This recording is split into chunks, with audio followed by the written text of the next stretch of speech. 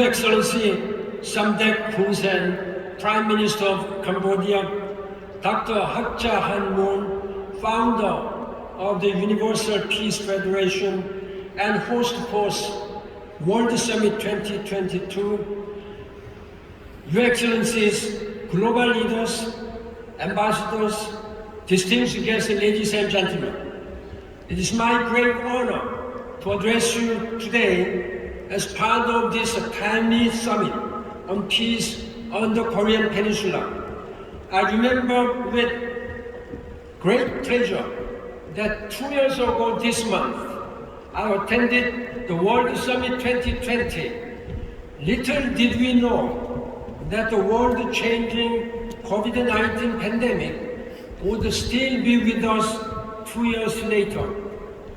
Due to the ongoing pandemic, the suffering, dislocation, and disruption has been immense. Indeed, there is no nation, no society, and no institution that has not been impacted, and no one is safe from this invisible attack. Both the global economy and our daily lives have been completely upended in unprecedented ways. However, while the pandemic has quickly reshaped our world in disruptive ways, there are other developments on the global stage that are equally troubling.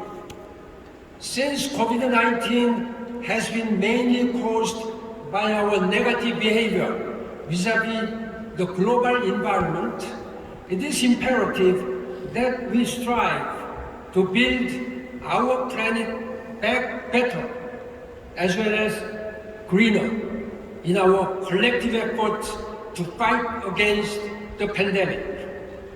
Among the pressing global environment issues, climate change is considered the most urgent for humanity to act upon, since it is a dark and threatening cloud which is both unsettling for our planet and growing in scope. As such, strong and decisive action is needed at the global, national, social, and individual levels. As I repeatedly have stressed, there is no plan B because we do not have planet B. COP26, which convened last year in Glasgow, United Kingdom, provided some important and positive steps forward in this regard.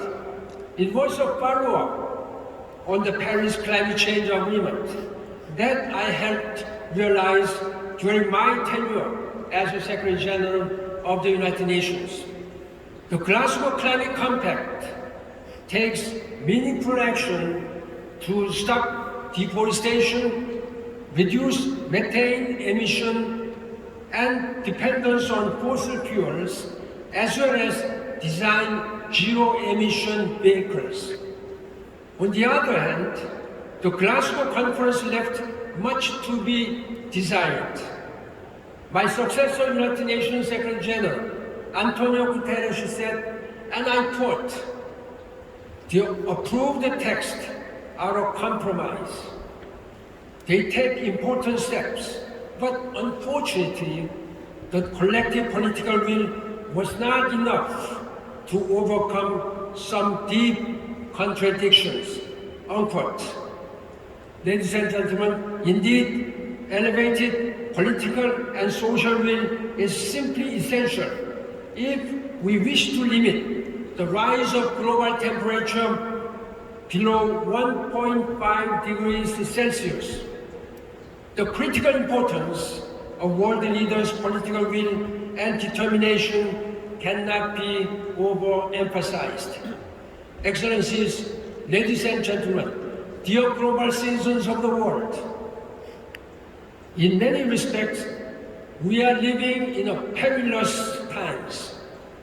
There are myriad global challenges that human beings are now facing, including due and inherently transnational security threats such as pandemics and the climate crisis.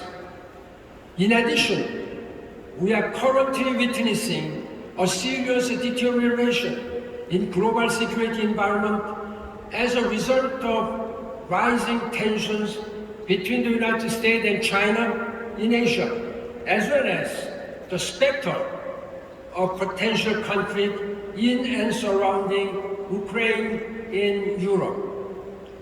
Our focus today is on peace on the Korean Peninsula.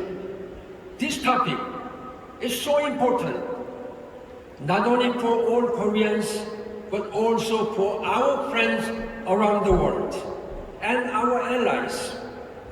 The Korean Peninsula has been divided for more than 75 years now.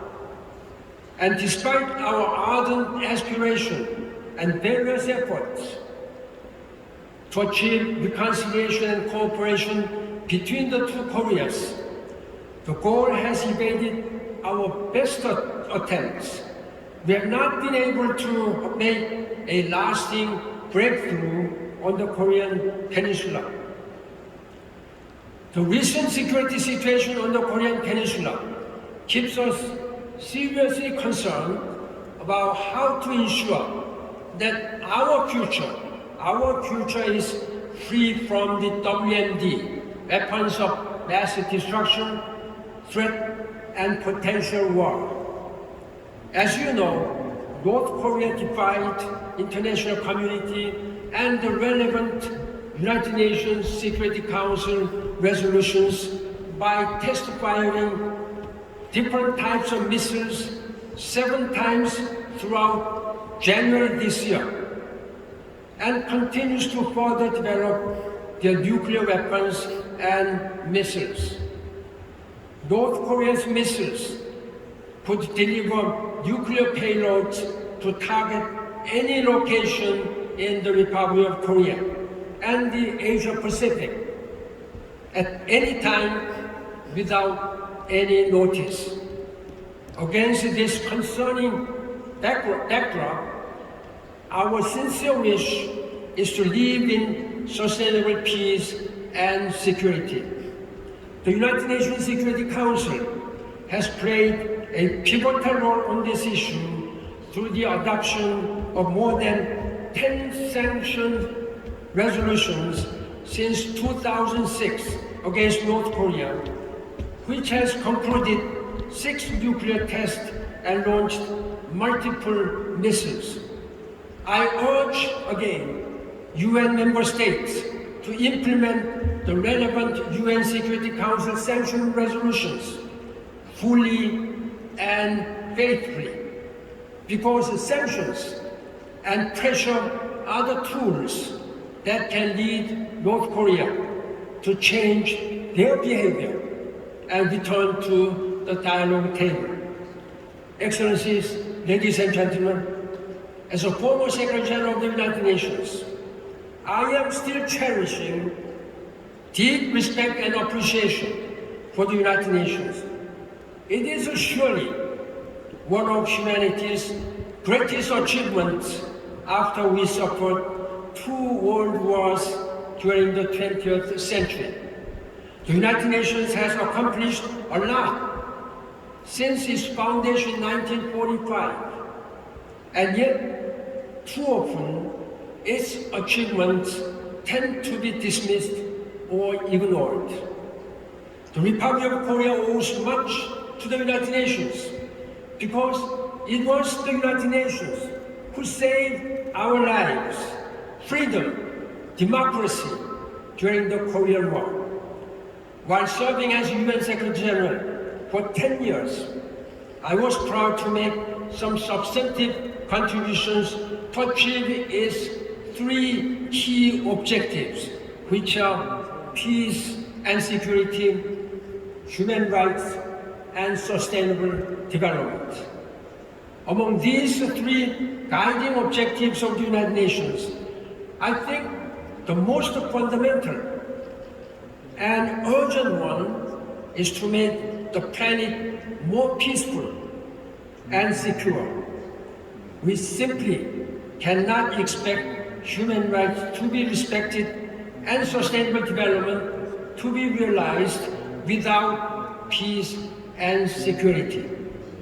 However, the reality tells us that the United Nations simply cannot do more than what its member states agree to carry out in a spirit of collaboration, mutual trust, and consensus building in accordance with the United Nations Charter.